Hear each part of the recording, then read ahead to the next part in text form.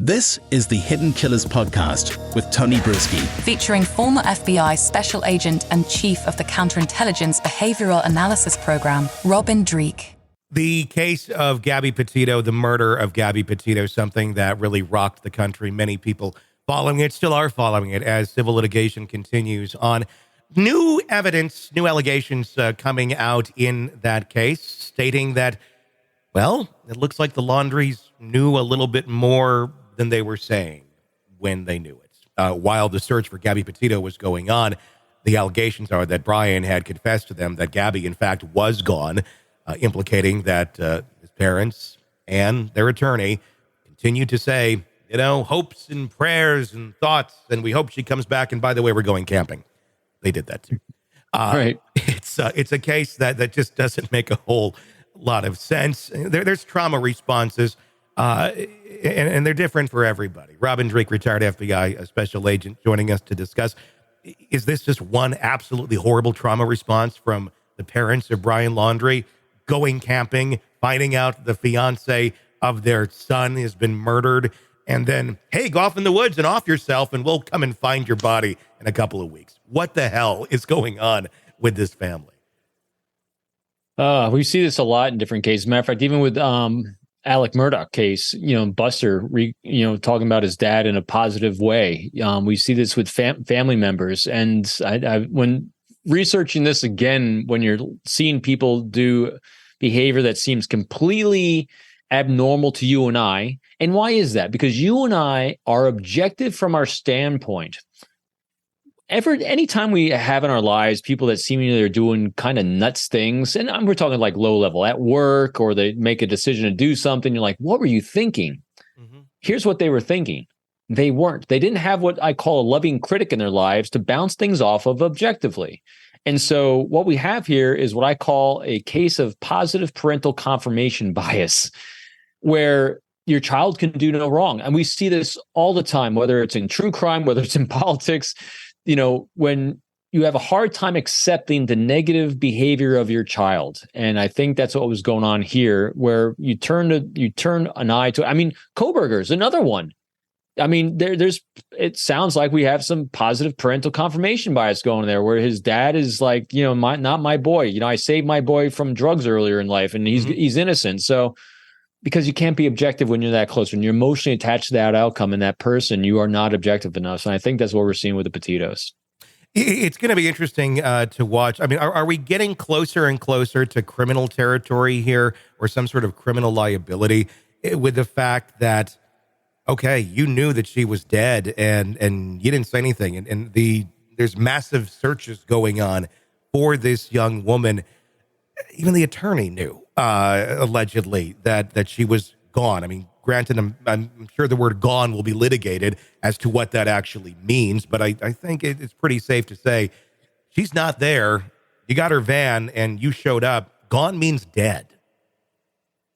Potentially. I'm not a lawyer on this one, so I don't know. But in order to do that, they would need to be able to tie that word gone to hard facts and data from cell phone usage, words. They're going to have to tie a lot of strings together there to connect those data points to make a conclusive determination of what they believe that word to mean, gone. Mm-hmm. But very possibly, absolutely, and there's no doubt.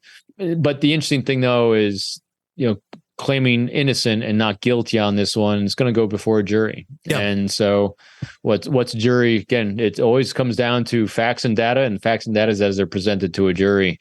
Can the parents garner support and sympathy over their lost son and his girlfriend, or will they seem like they're the dark angels of death that they allowed this to happen? Yeah. It's one of those cases where just because someone is doing something fairly deplorable, and acting in a very nefarious way, it doesn't always make it illegal. And I'm wondering if that's, what ultimately this is going to be in this case. Just throwing conjecture out there, what is, I don't think anyone really knows what is the correct resolution, because there really isn't a resolution here. Yeah. What is for these people, these parents?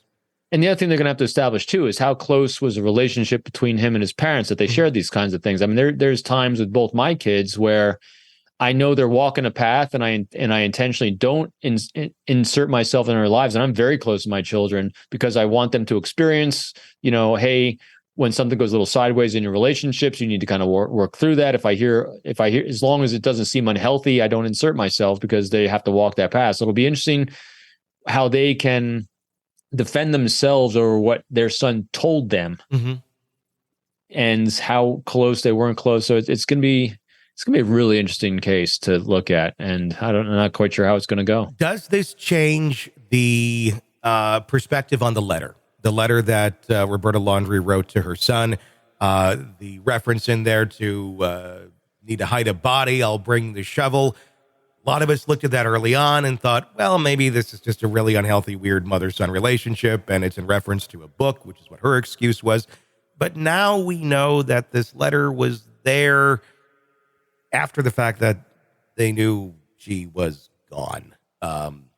I don't know. I mean, it kind of makes the letter look a lot darker than I think even those of us who thought maybe it was a nothing burger thought. Because now you're connecting all the data points. Yep. Make a solid. So I'm with you on it.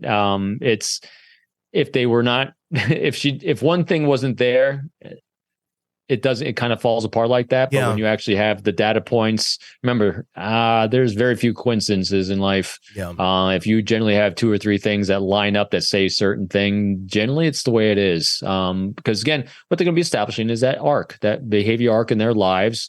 I'd be interested to see if they were able to bring out earlier in life any examples of how his parents came in to bail him out.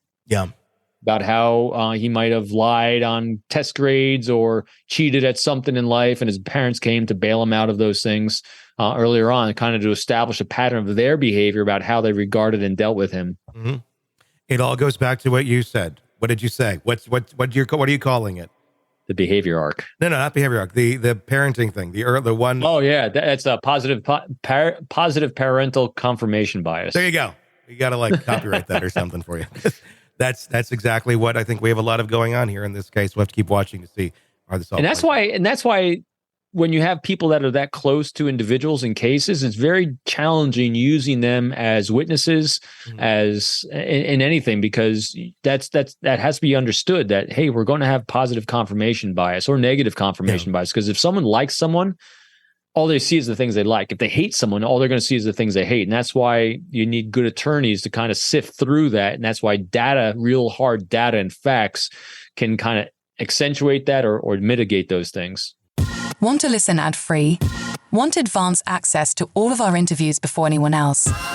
Become a True Crime Today Premium Plus subscriber on Apple Podcasts. You get every episode commercial-free. So you can binge on true crime until you can binge no more. Search True Crime Today Premium Plus on Apple Podcasts now, or go to our podcast page and sign up now. More of the Hidden Killers podcast next.